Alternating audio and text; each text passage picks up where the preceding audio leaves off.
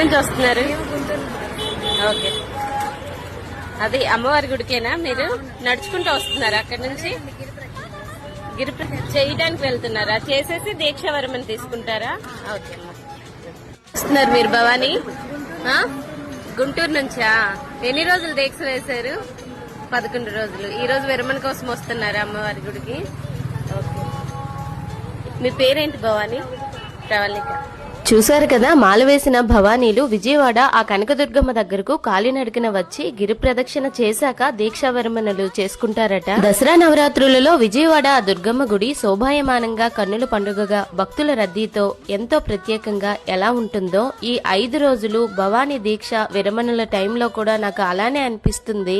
ఈ అమ్మ గుడి చుట్టూ 9 కిలోమీటర్ల మేర గిరి ప్రదక్షిణలు ప్రతిరోజు జరుగుగా ఈ మార్గంలో పూర్తి వివరాలను అందించే భవానీ దీక్ష 2025 మొబైల్ యాప్ ను కూడా అధికారులు ఏర్పాటు చేశారు.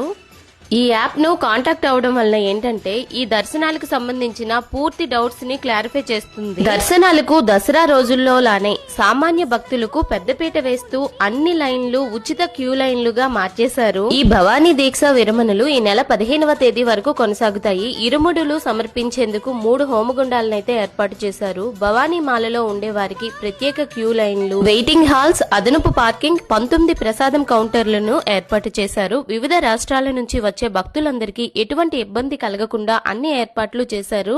మరిన్ని అప్డేట్స్ కోసం మన పేజ్ ని ఇప్పుడే ఫాలో చేయండి.